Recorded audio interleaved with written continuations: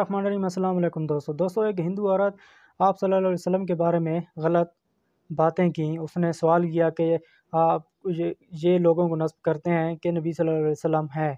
तो उन्होंने बाद में माफ़ी भी मांगी। उसने कहा कि मेरे से गलती हो गई है। डॉक्टर जाकिर नाइक साहब का भी जवाब सुनते हैं। तो वीडियो बहुत ही इंटरेस्टिंग होने वाली है दोस्तों। तो चलिए दोस्तों, वीडियो को स्टार्ट करते हैं। के जैसा अर्थात मोहम्मद ही उस अल्लाह का रसूल है। ये बता दो, जिस व्यक्ति को 5 बार लगातार यही बताया जा रहा हो दिन में, तो उसकी मेंटलिटी क्या बनेगी। मैंने उनके दिल जो दुखाए हैं, मैं आज उनसे माफी मांगना चाहती हूँ। मैंने हमेशा हजरत मोहम्मद पैगंबर साहब पे उंगली उठाई। उनके जीवन चरित्र के बारे में मैंने बहुत कुछ भला बुरा बोला। मुख्तलिफ मजहबी किताबों का हवाला देते हुए गैर मुसलमानों को यह साबित करने के लिए कि मोहम्मद सल्लल्लाहु अलैहि वसल्लम सिर्फ मुसलमानों के लिए नहीं, लेकिन गैर मुसलमानों के लिए भी आखिरी पैगंबर है। वक्त की किल्लत होने की वजह से मैं सिर्फ इम्पोर्टेंट, जो जरूरी अहम हवाले वो दूंगा, वरना तकरीर बहुत लंबी हो जाएंगी। सबसे पहले हम तहकीक करेंगे हिंदू मजहबी किताबों में मोहम्मद सल्लल्लाहु अलैहि वसल्लम का क्या जिक्र आता है। हिंदू मजहबी किताबें 2 किस्मों में बांटी गई है। एक है श्रुति, दूसरी है स्मृति। श्रुति के माने रिवील्ड, अंडरस्टैंड, परसीव। श्रुति के माने है वही, समझना। हिंदू विद्वान कहते हैं कि श्रुति खुदा का कलाम है, ईश्वर का कलाम है। और 2 किस्म की श्रुति है, वेद और उपनिषद। दूसरी किस्म की किताबें जो हिंदू मजहब में, वो है स्मृति। स्मृति के मानी टू रिमेंबर, मेमोरी, याद रखना, याददाश्त। स्मृति हिंदू विद्वान कहते हैं ये ईश्वर की किताब नहीं है, लेकिन इंसानों ने लिखी है। और स्मृति में लिखा गया है किस तरीके से इंसान अपनी जिंदगी जीना चाहिए इस जमीन पे, इंफरादी तौर पे, माशरी तौर पे और आलमी तौर पे। कई किस्म की स्मृति है। मिसाल के तौर पे पुराणास है, इतिहास है, रामायण, महाभारत, भगवत गीता, मनुस्मृति वगैरह। वक्त की किल्लत होने की वजह से सिर्फ जिन किताबों का मैं हवाला दूंगा उसके बारे में और डिटेल में बात करूंगा। पहले किस्म की किताब जो हिंदू मजहब में है वो है श्रुति। श्रुति जैसे मैंने कहा 2 किस्म की है, वेद और उपनिषद। आता है संस्कृत लफ्ज विद से, जिसके मानी है ज्ञान, इल्म, नॉलेज। वेद 4 किस्म की है, ऋग्वेद, यजुर्वेद, सामवेद और अथर्ववेद। पहले 3 वेद, ऋग्वेद, यजुर्वेद, सामवेद, सबसे पहले वजूद में आए और आखिरी वजूद में आया अथर्ववेद। ये पहली 3 वेद, ऋग्वेद, यजुर्वेद, सामवेद को कहते हैं ट्रिपल साइंसेस या ट्राइविद, यानी 3 साइंस की किताबें या 3 इल्म की किताबें, 3 ज्ञान की किताबें।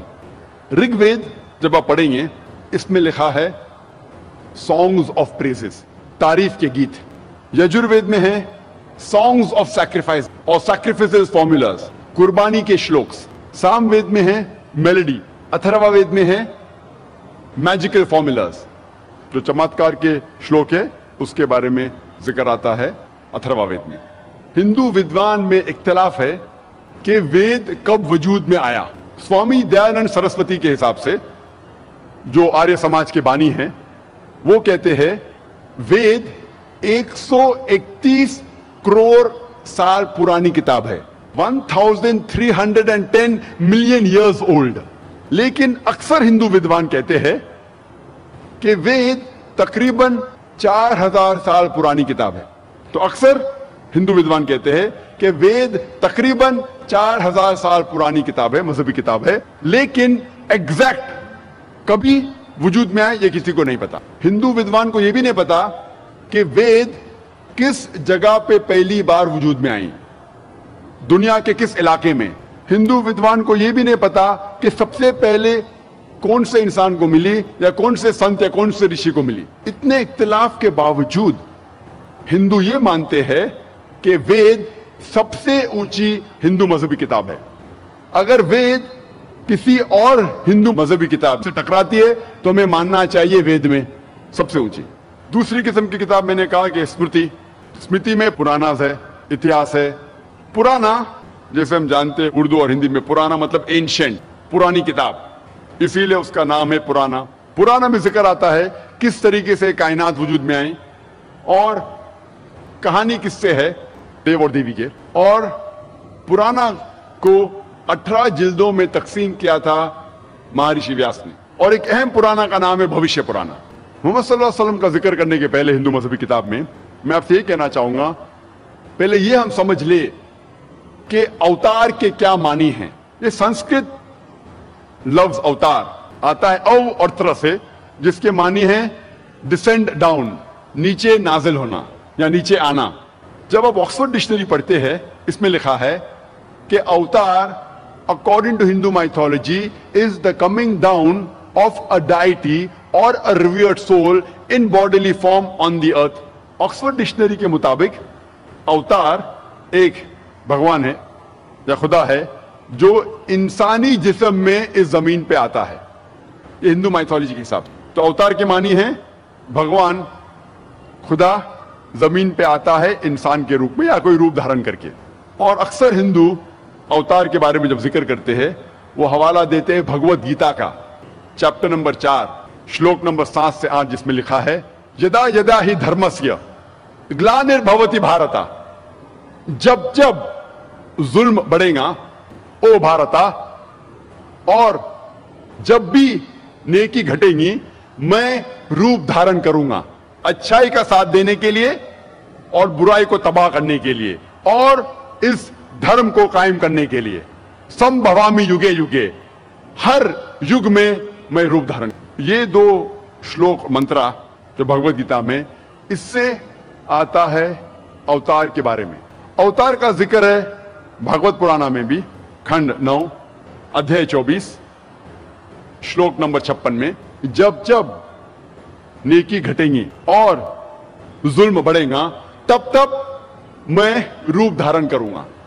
तो ये 2 श्लोक के जरिए भागवत पुराना और भगवत गीता का ये फलसफा आता है अवतार का। लेकिन हम मुसलमान, हम इस बात को नहीं मानते कि खुदा अल्लाह सुब्हानहू व तआला कोई इंसान का रूप धारण करके इस जमीन पे आते हैं। हम इसको नहीं मानते। हम मुसलमान मानते हैं कि अल्लाह सुब्हानहू व तआला इंसानों में से, आदमियों में से एक इंसान, एक आदमी को चुनते हैं और उस आदमी से हायर लेवल पे कम्युनिकेट करते हैं, उनको वही नाजिल करते हैं उनके ऊपर, और इस चुने हुए इंसान को हम कहते हैं पैगंबर। हम मुसलमान नहीं मानते कि खुदा अल्लाह सुब्हानहू व तआला इंसान का रूप लेके इस जमीन पे आने की जरूरत है। कई हिंदू विद्वान ये कहते हैं कि ये लफ्ज जो है अवतार, अव और त्र, it has a positive case. इसके मानी है कि अल्लाह सुब्हानहू व तआला की कुछ चीज, ईश्वर की कुछ चीज, लेकिन खुद ईश्वर नहीं। दोस्तों ये थी आज की वीडियो। उम्मीद करता हूँ कि वीडियो आपको बहुत पसंद आई होगी। नई वीडियो के लिए मैं दोबारा हाजिर होऊंगा। दुआओं में याद रखिएगा। अल्लाह हाफिज़।